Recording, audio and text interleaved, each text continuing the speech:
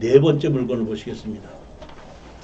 이번에는 부천지원 2024-41548입니다.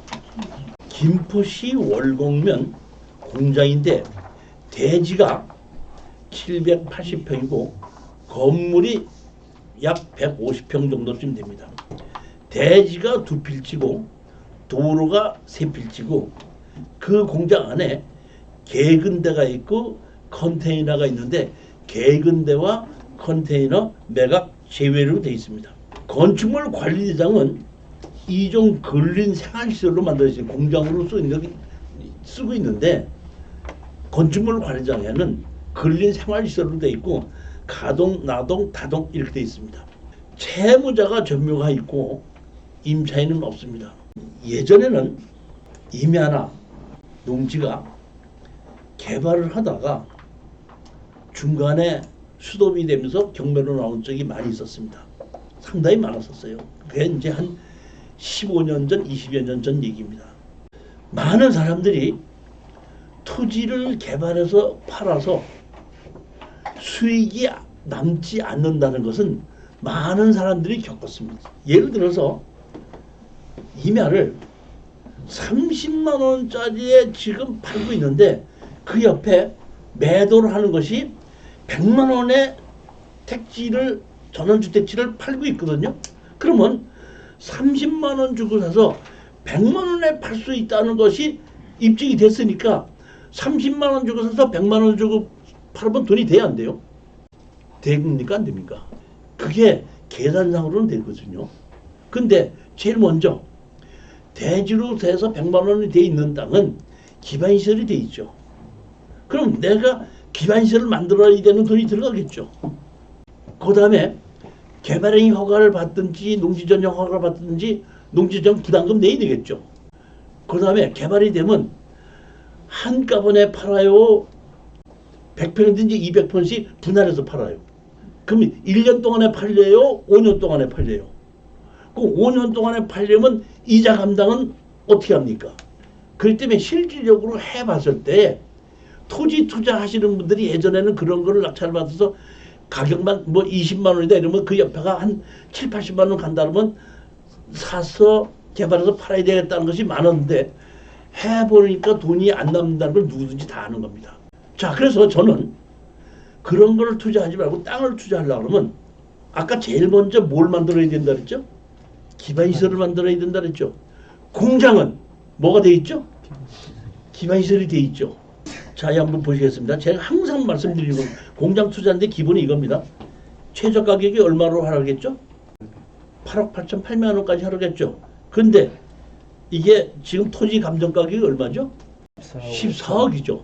그러면 여기에 있는 건물은 내가 그냥 가져오면서 내가 낙찰을 받으면서 임야를 낙찰받고 내가 개발을 하려면 대출을 받고 그 개발해서 팔을 때가 이자를 내가 내야죠. 팔을 때까지. 근데 공장은 내가 대출을 받고 팔을 때까지 공장을 임대를 주면 월세가 나오죠. 그렇기 때문에 바로 1, 2년 내로 팔지를 못한다고 하더라도 내가 대출을 좀 받았다고 하더라도 월세를 받기 때문에 2, 3년 이상을 버틸 수가 있다는 뜻입니다. 그러면 제가 가장 투자를 얘기하는 건 뭐냐면은 우리가 이거를 8억 8천짜리를 예를 들어서 10억 주고 사자 이런 뜻입니다. 10억 주고 낙찰 받으면 받는 거고 못 받아도 후회하지 말아라 이런 얘기예요. 승부욕 바라지 말아라 이런 뜻입니다. 그리고 매도를 할 때는 공인중개사한테다가 얼마에 매대? 감정가격이 14억이죠. 14억 5천이니까 내가 10억 주고 샀으니까 13억에 매도를 해달라. 그러니까 건물은 그냥 주고 토지 감정 가격을 내가 10억 주고 샀으니까 13억에 매도를 해달라 얘기를 하고 공인중개사한테다가 그 이상 받는 건 당신 수수료로 가져가도 좋다. 다만 양도소득세는 당신이 무는 조건으로. 그리고 내가 공장이다 보니까 대출을 내가 받을 수가 있죠. 대출을 받고 내가 팔릴 때까지 대출을 받더라도 월세를 받으면서 1년이든지 2년이든지 버틸 수가 있기 때문에 가장 투자에 좋은 것이 지금 이렇게 땅 가격 이하로 떨어진 공장을 제가 추천하는 겁니다. 제가 공장 추천한 건 항상 최저 가격이 토지 가격 이하로 하락한 거를 추천하는 겁니다. 자, 여기 보면 이렇게 공장이 이렇게 세 동이 있고 땅이 이렇게 있습니다. 이렇게 돼 있죠. 용도 지역이 여기 뭐죠? 계획관리 지역입니다. 지목이 대주로 돼 있고, 여기가 북한하고 갖고 와갖고 항공 사진이 보이지가 않아가지고 어쩔 수 없이 그냥 이렇게만 제가 만들었고, 로드 뷰로 봤을 때 이렇게 공장이 이렇게 돼 있는 겁니다. 이렇게 공장이 있고, 이렇게 공장으로 쓰고 있고, 창고로 제가 보면 공장보다는 창고로 좀 쓰고 있지 않은가 이렇게 보는데, 제가 지금 공장을 투자하는 곳 중에서 제일 좋은 곳이 김포, 안성, 용인 제일 좋은 곳으로 보고, 그 외가 이제 파주나 포천이나 이런 곳을 그 다음 유로 보는 것인데, 여기에 김포 같은 경우에는 제가 알고 있기는 아주 임대가 잘 나가는 걸로 알고 있습니다. 여기 보시면 이렇게 보면 공장이라고 보다는 창고로 쓰고 있는 게 맞죠. 창고 임대. 여기 보시게끔 되면 건축물 관리장에 뭐에 제2종 근린 생활실로 돼 있죠. 사용 승인일이 2022년이다 보니까 지금서부터 한 3년 정도밖에 안 된 새 건물입니다. 소멸 기준이 여기 얼마로 됐죠? 12억으로 여기 돼 있습니다. 12억으로 됐는데 청구는 얼마로 했죠? 11억을 했죠. 그러니까 아까 우리가 최저가로 하락한 게 지금 얼마까지 하락을 했죠? 청구 금액이 11억을 했는데 최저 가격이 얼마죠? 8억 8천이죠.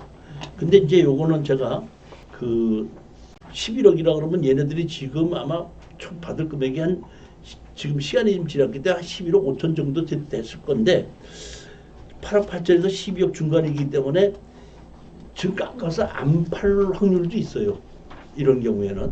그러니까 아주 우리가 현황을 다 가서 조사를 해보고 임대가 잘 나가고 임대가 얼마로 나간다는 것을 확인이 됐을 때는 조금 전 가격과 가까운 가격으로 낙찰 받아도 되겠지만은, 만약에 그렇지 않다고 할 때는 MPL로 안 판다고 할 때는 그냥 최저가로 그냥 들어가서 낙찰 받으면 좋고 못 받아도 말고 이렇게 투자를 하는 것이 맞습니다. 이건 공장이나 이 땅이나 이런 상태가 상당히 좋고 넓거든요. 공장이나 창고 같은 게 가장 핵심은, 이 창고라는 것은 25톤 트럭이 들어와서 혼자서 회전하고 나갈 수 있는 그런 땅이 돼야지 임대가 잘 나갑니다. 그러한 조건을 우리가 보는 거거든요. 청구 금액이 11억이고 최저가가 지금 얼마죠? 8억 8천이고, 그렇다면 이게 지금 8억 8천 이하로 만약에 하락을 했을 때는 8억 8천 주고 우리가 팔아라 할 수가 있는데, 지금 받을 금액이 전 가격하고 중간이고 전 가격과 가깝기 때문에 반드시 이거를 낮춰서 팔지는 않을 것 같은 느낌이 들어요. 근데 여러분들이 이걸 그냥 내버려뒀다가 이번에 낙찰되지 않고 한 번 더 유찰되게끔 됐을 때, 그때는 한번 MPL로 가볼 수 있는 겁니다. 제가 오늘 MPL 투자란, 이렇게 MPL 투자하는 것을 설명을 하는데, MPL 투자라는 것은 경매로 집어넣게끔 되면 돈을 받을 게 있으니까 경매로 집어넣는 거 아닙니까? 받으면은 그것이 뭘 받냐면 배당을 받는 거거든요.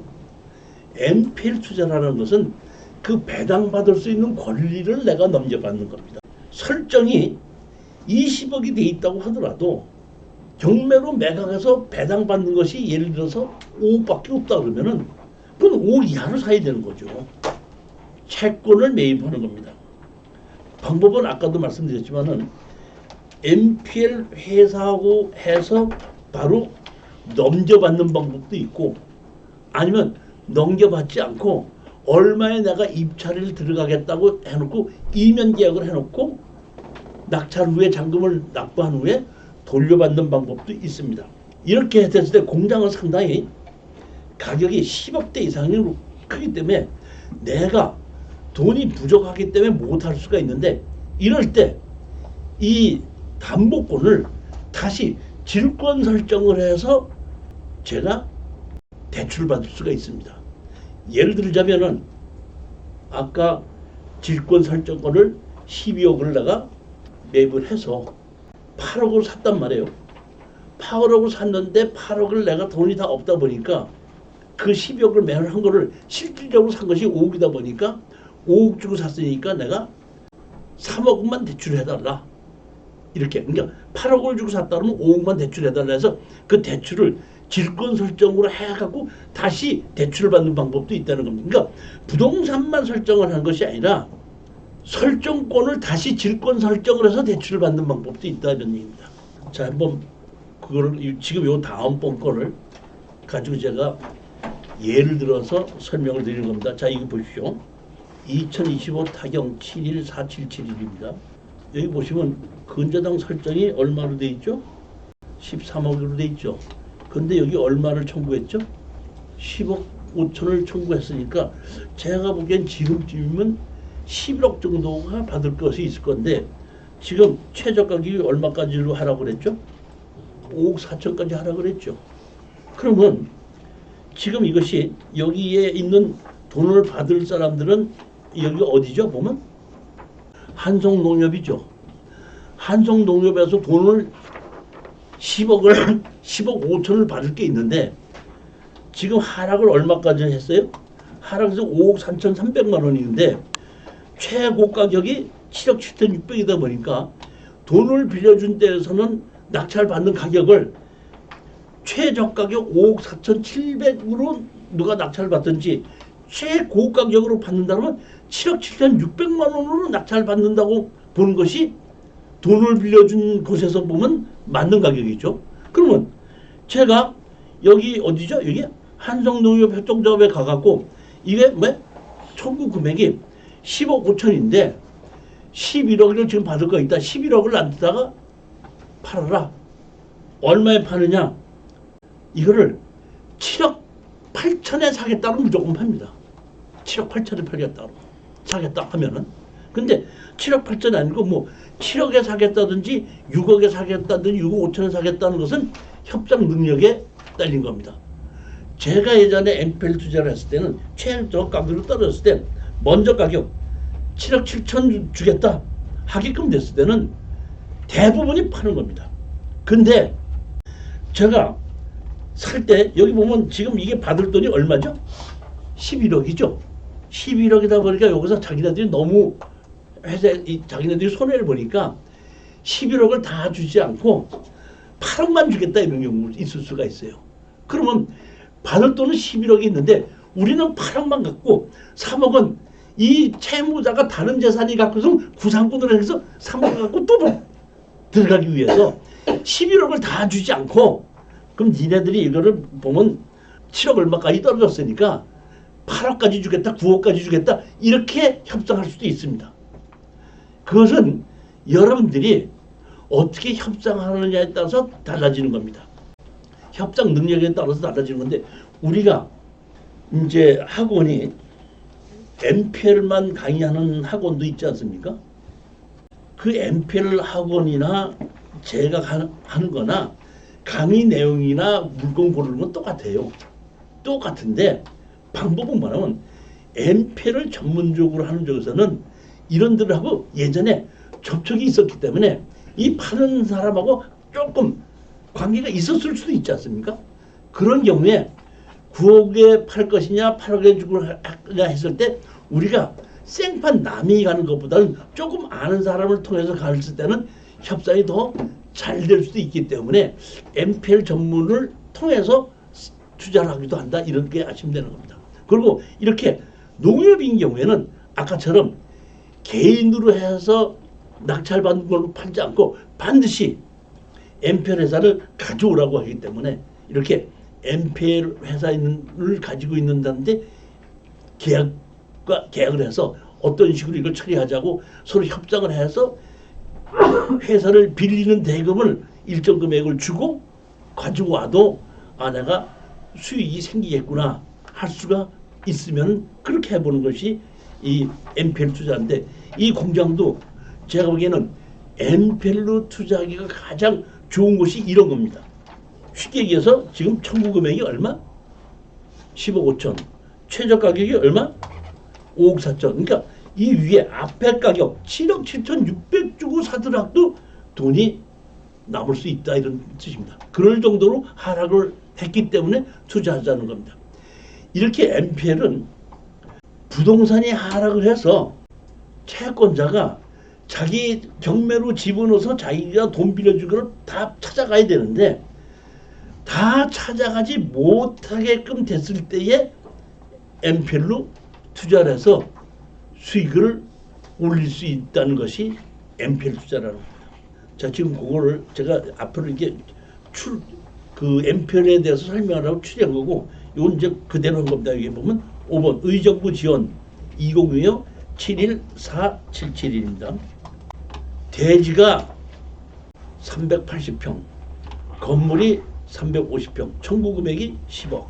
요거는 조금 그 최저 가격이 5억 3천이고 토지 가격은 6억 8,600이거든요.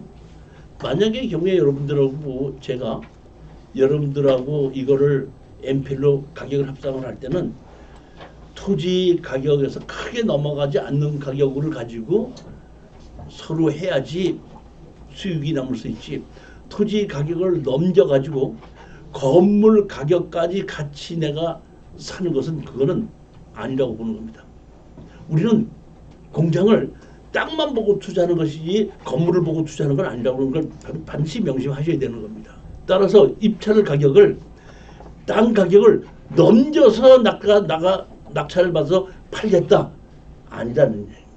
여기는 제가 봤더니 그 공장 단지이기 때문에 세는 아주 잘 나갈 것 같기 때문에 이거를 입찰을 하기 전에 여기 현장을 가서 보면 이 공장만 전문으로 세를 주는 곳이 있거든요.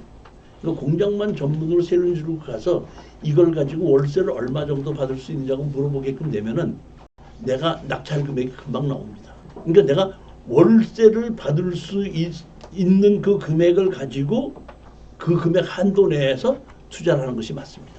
만약에 나 그 한도 가격을 결정해서 입찰에 들어갔는데 나보다 더 높게 쓴 사람이 있다 그러면 얼른 웃으면서 나오면서 나는 또 다른 거 고른다, 이렇게 얘기하지, 내가 조금 더 높게 쓸 걸 하는 사람은 경매로 돈을 못 버는 사람이에요.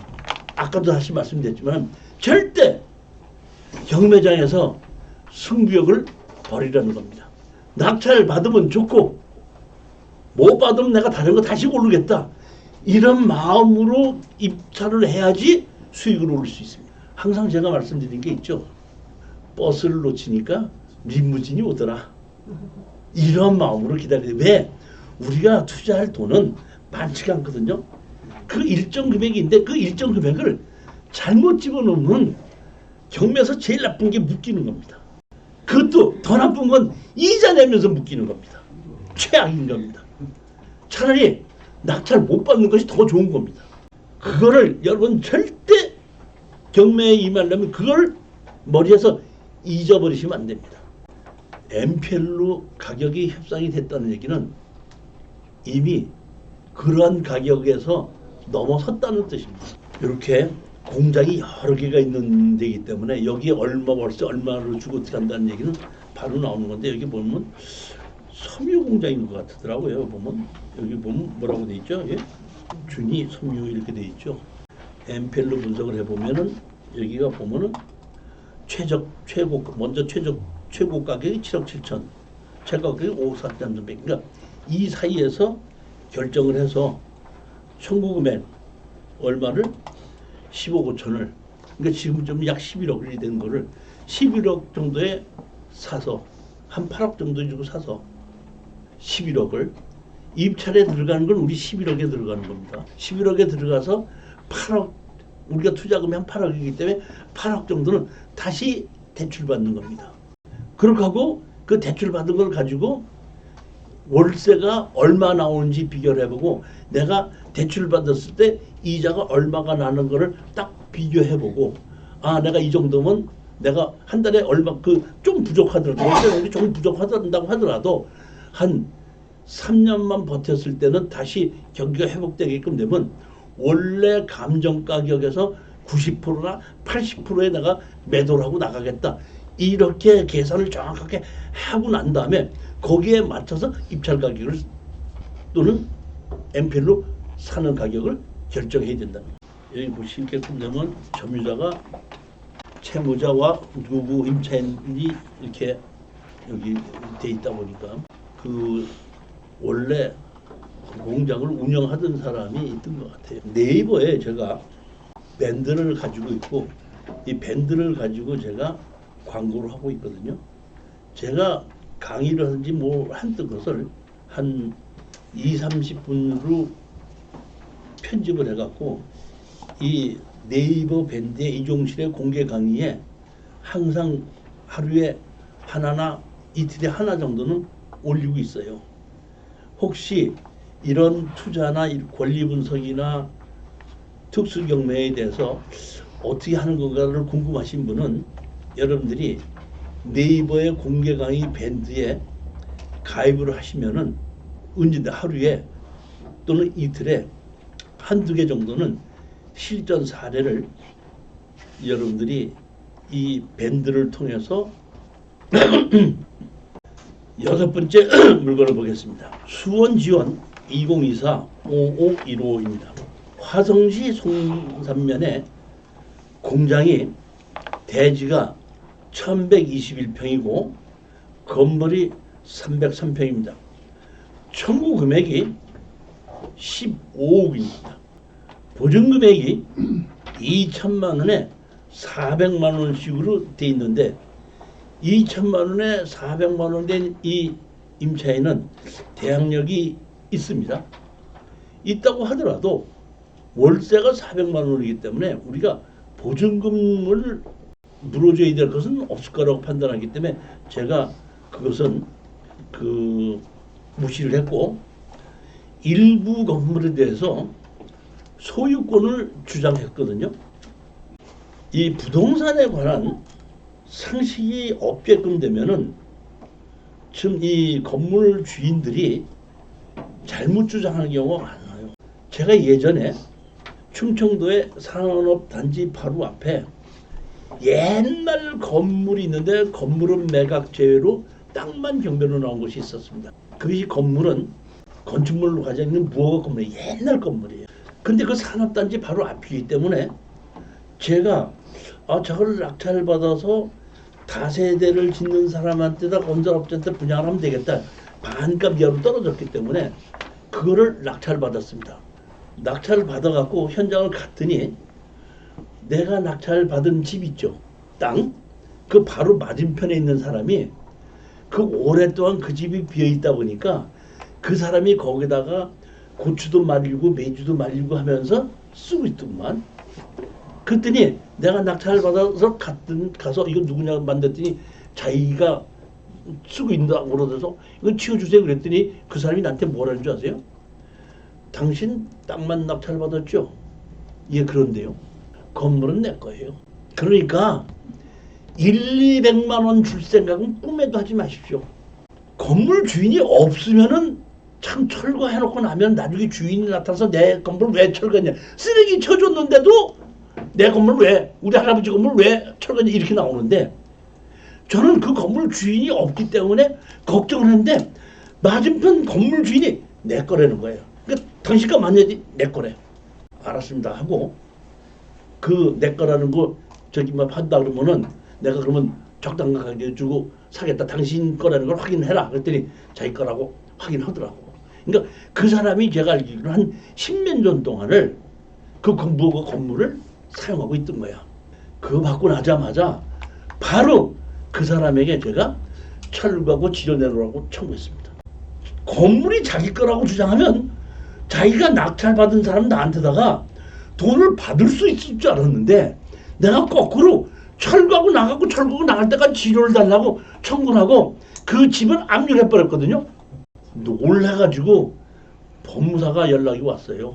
그 땅 좀 팔으면 안 되겠느냐고. 그때 제가 알기로는 2,900만 원은 얼마 주고 샀고 감정 가격은 7천만 원이었거든.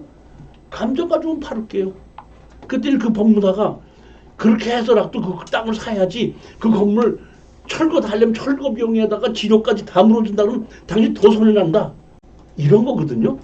근데 여기도 이 공장에 이 사람이 제가 보기에는 그 땅에다 일부 공장을 만들어 자기가 컨테이너도 갖다 놓고 가설 건물을 만들어 놓고 그게 자기 거다 주장하게끔 되면 낙찰 받은 사람한테 돈 받을 수 있지 않느냐 이렇게 잘못 생각하는 분들이 있다고요. 이것도 내가 보면 그렇게 주장하는 건데 절대 여러분 그런 거 가지고 걱정하지 마시라는 겁니다.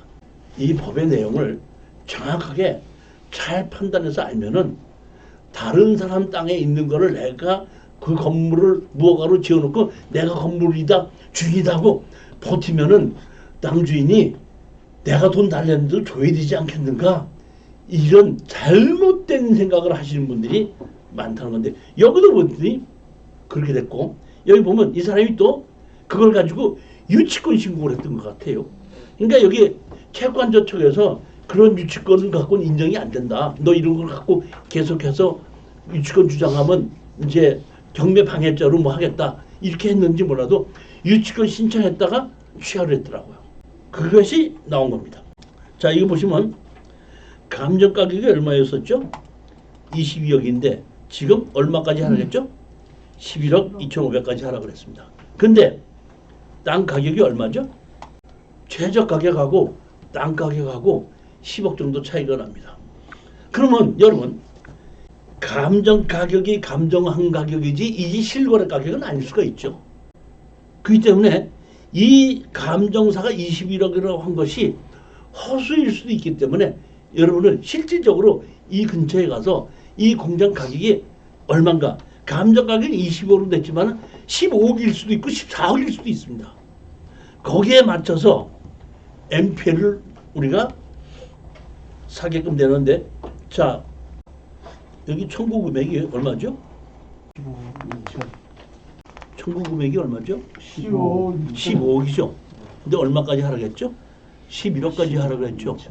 그러니까 제가 보기에는 이 청구 금액이 15억이다 보니까 이것도 잘 하면은 협상을 하면은 매도를 할 수 있지 않겠는가 보는데 이게 먼저 가격이 16억 가격이었었죠. 그런데 지금 보면 이게 보면 15억 2천이라는 얘기는 지금 받을 가격이 아마 한 16억 정도는 됐을 거예요. 이것도 우리가 같이 잘 MP를 협상을 해서 투자를 하게끔 됐을 때는 이 수익이 충분히 날 수 있는 그러한 물건이라고 보는 겁니다. 그러니까 여기 보면 청구 금액이 얼마 보면 15억이잖아요. 보면 그러니까 다른 것이 다 있기 때문에 받을 게 있는 거니까. 그렇죠. 다른 걸로 같이 볼 게 있기 때문에 제가 보면 이 청구를 한 거니까 그 받을 수 있는 금액을 전부 다를 넘겨받는 거죠. 여기 보시면 1순위 안양용협에서 지금 11억 해놓고 두 번째는 다시 6억 6천이 또 돼 있죠. 그럼 전부 다 합치면은 한 17억 얼마가 되지 않습니까? 그 1순위, 2순위 이렇게 돼 있기 때문에 15억을 받을 거니까 우리가 다 넘겨받을 수 있는 건데 문제는 이런 것을 협상을 얼마 주고 사느냐예요. 중간에 MPL을 중개해 주는 사람이 돈을 얼마를 달라고 하는 것을 여러분들이 조금 좀 그 억울하게 좀 뺏기는 것이 아닌가 이렇게 생각할 수가 있지만은 그 MPL 가격을 중개를 하는 사람에 의해서 5천만 원이 올라갈 수도 있고 내려갈 수도 있거든요. 그렇기 때문에 그 사람이 노력한 것만큼을 주는 것이 맞아요.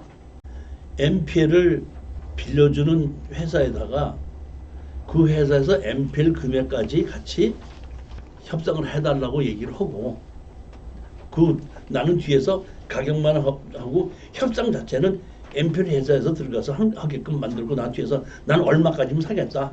이렇게 얘기하면 그 MPL 회사가 들어가서 나는 예를 들어서 12억이면 사겠다. 그러면 MPL 회사에서 야 11억에 사겠다. 뭐 이런 식으로 나가고 해서 이제 뭐 12억 5천이 되고 13억도 되겠죠. 그리고 그렇게 됐을 때 그 빌리면서 했을 때에 거기에 있는 금액을 일정 금액을 그 수강 금액을 줄 알아야지 그 사람들이 열심히 해갖고 같이 가격을 하락을 시킨다 이런 얘기죠. 뭐. 여기 보시면 계약시 보증금 2천만 원, 보증금 2천만 원에 7번째 물건을 보시겠습니다. 청주 지원 2025 51192 임의경매입니다. 청주는 오창하고 좀 가깝기 때문에 그쪽에도 공장이 좀 괜찮은데 대지가 964.67평, 건물은 148.97평, 농협의 청구 금액이 6억 4,800만 원입니다. 여기 보시면 토지 가격이 10억으로 됐는데 지금 4억 5천까지 하락이 돼 있죠. 여기 보면 대항력 있는 임차인이 한 명 있는데 제가 보니까 대항력 있는 임차인이라고 하더라도 제가 봤더니 여기 지금 임차인이 한 명이 있는 거로 돼 있는데 여기 보면 얼마로 돼 있냐면 2012년도에 전입을 했다 그러면 지금부터 몇 년 전이죠? 13년 전이죠. 근데 건축물 관리장을 제가 봤더니 건축물 관리장이 2012년 4월 달이더라고. 그러니까 이 건물을 바로 지으면서 전입한 걸로 나와 있기 때문에 제가 보기에는 전입만 한 것이지 실질적으로 있지는 않다고 보는 겁니다. 그래서 저는 이 대항력에 있는 전입자는 무시를 했고, 그 다음번에 이거를 제가 NPL로 투자하고 하자고 했지 않습니까? 그럼 NPL로 투자를 해서 가격을 협상할 때 우리 보면 4억 5천인데 청구 금액이 얼마죠 지금? 6억 4,800인데 이거를 추락할 때 여기 대항력에 있는 임차인이 한 명 있던데고 얘기하면은 거기 이거 대출해 준 데서는 그건 염려하지 마십시오. 우리 어떻게 됐기 때문에 그 대출을 해준 건 대항력 있는 임차인은 아무 관계 없습니다 하고 바로 얘기해 주게끔 돼 있는 겁니다. 그 돈을 빌려주는 것을. 돈을 빌려주는 쪽에서 대항력 있는 임차인을 안고 빌려주는 게 어디 있어요? 그러니까 그런 거는 협상해서 물어보기만 하면 바로 나오기 때문에 제가 판단하기엔 큰 문제가 없고, 이것도 NPL로 얼만큼 어떻게 투자할 것인가만 가격만 결정하고 NPL로 투자를 하자 하는 것이 이 물건입니다. 그러니까 제가 지금 공장을 4개인가 5개를 고른 것이 전부 다가 NPL로 투자를 할 수 있는 물건이고, 맨 처음에 제주도 물건도 그것도 NPL로 투자할 수 있는 물건이라는. 여러분들이 NPL 투자는 아까도 말씀드렸지만 배당의 권리를 사는 것이기 때문에 입찰에 들어가서 결정하는 것이 아니라 바깥에서 서로 가격을 협상을 하는 것이기 때문에 이 정도 가격에 사도 내가 충분히 수익을 남길 수 있고 내 돈은 안 들어가고도 투자할 수 있다는 그림이 됐을 때 가는 것이지, 그 그림 안에 들어오지 않으면 입찰에 안 들어가면 되고 거래를 안 하면 되는 거거든요. 협상을 해봐서 내 수익을 벌 수 있는 한도 내에 들어왔을 때는 계약을 하는 거고, 그렇지 않을 때는 안 하는 거기 때문에 그 이상 더 따질 이유는 하나도 없다 이렇답니다. 제가 오늘 고른 물건이 그래서 NPL로 투자할 수 있는 물건을 많이 골랐고, 아파트도 몇 개를 고른 것인데 그 아파트도 취하가 가능한 물건을 좀 고른 겁니다.